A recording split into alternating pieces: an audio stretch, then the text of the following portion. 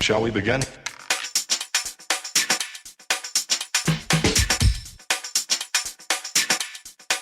Let's begin now.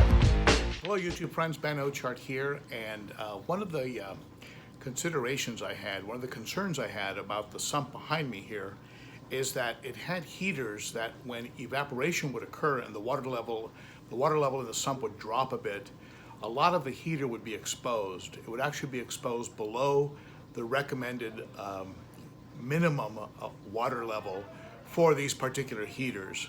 And so these were very large Eheim Jaeger heaters. And so what I did is I decided to go out and pick up some of these cobalt. These are cobalt neotherm heaters.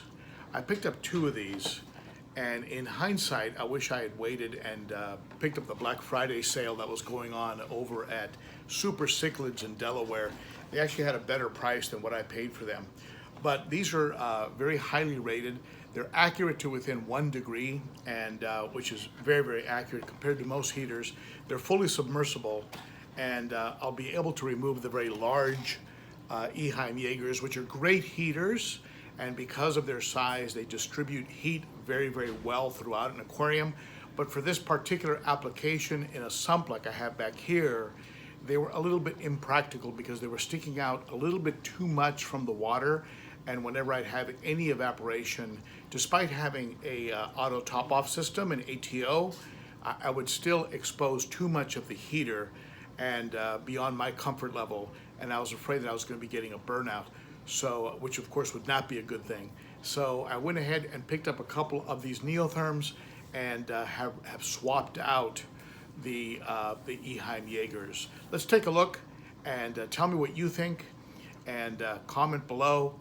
Rate, share, and be sure to subscribe. You are appreciated. Thank you so much. Let's take a look. First step, of course, is to unplug the heaters from the heavy-duty controller that I have, which doing that with one hand while holding a camera is a pain in the rear. So let's fast forward to me removing these heaters.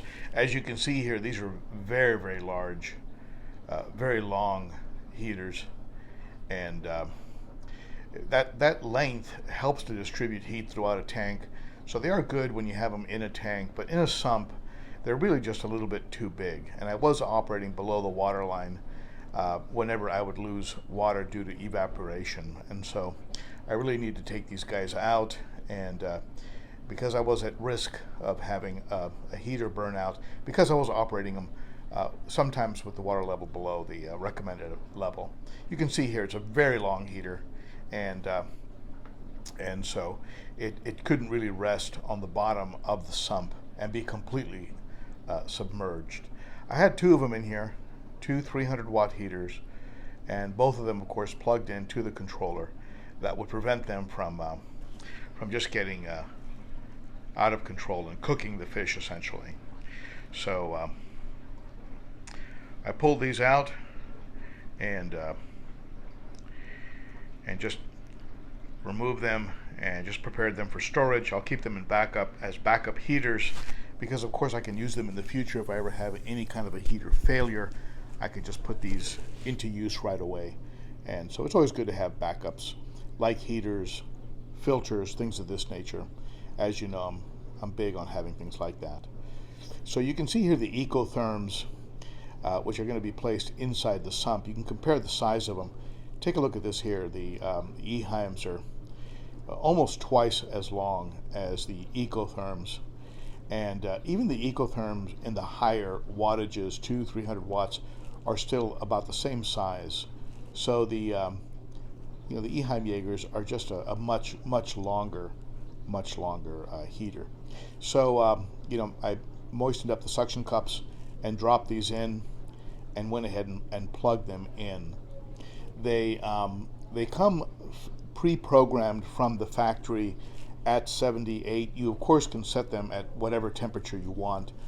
They go, I think, from the 70s up into the high 80s, low 90s. I mean, they have a very wide range, but they come factory set at 78 degrees. So that's pretty much where I run these tanks. I don't run these tanks. My tanks not run too warm, and I find that I do that because I feel that it might impact or reduce some of the aggression by keeping them a little bit mellowed out at a slightly lower temperature. Not sure if that's entirely accurate or if that works or not. Just a tip I picked up over the years, and I've just been keeping my tanks at about 78, between 78 and 80 really. You're able to attach the center brace that comes with the cobalt heaters. You can attach them one way or the other, so you can just place them facing in whatever direction you want. And as soon as you plug them in, they set themselves at 78 degrees, and so you're good to go. So there's really no fussing, unless you need the heater to be, unless you want your heaters a little bit hotter or a little bit cooler. You really just, you just plug and play. You just plug them in, and you're good to go. So I plugged them both into the controller, and the reason I use a controller is I don't want a heater to malfunction and cook the fish. So the controller helps to keep that under control. It would shut off if the heaters got above 70, tried to go above 78. So here I have the two Ecotherms. You can see again the size difference. And these, you can see here the Ecotherms, they just fit very neatly, very elegantly in the sump. And when I put the power back on, you have this LED light that just sort of circulates around and then just settles on the pre-programmed temperature of 78 degrees.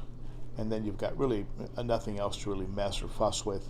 You just leave them alone, and the water that's going to be circulating through this final chamber of the sump is going to be at 78 degrees. And you can see here by the indication of the LEDs that the tank is running very close to 78 already.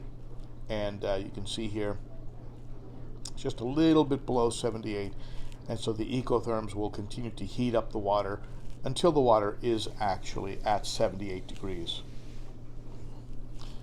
So these heaters are now placed, and this is going to be one less thing for me to worry about, not having to worry about 2 or 3 inches of heater sticking out of the water and possibly burning out. So there you have it. What are your thoughts? And if you're wondering how I was able to swap out 2 300-watt heaters and replace them with 2 150-watt heaters, keep in mind that what I'm heating is a very concentrated amount of water that's passing through the sump. So what I'm dealing with here is almost, it's almost like an inline heater. An inline heater that actually can be spliced in the line of water that is going back to your tank. A sump is a lot like that in that you have this concentrated, smaller water volume that is being heated. So I can put 2 150-watt heaters in there, and they can actually do a good enough job to heat the water as it circulates through. And so that's why I was able to replace 2 300-watt heaters with these 2 150-watt heaters. And I'm going to be reducing the amount of wattage, and that should save me a little money on my electric bill. And I'm going to have a couple heaters that are not sticking out of the water and operating a little bit below the water line that is recommended by the manufacturer. And so I'm not going to be risking a burnout. So now I have 3 or 4 extra Eheim Jaeger heaters. If you're in Southern California, would like to buy a couple of them, give me a call. And that's it for me. Thank you so much for tuning in. Be sure to rate, comment, and sub if you haven't already. You are appreciated, my friend. Thank you so much. Bye-bye.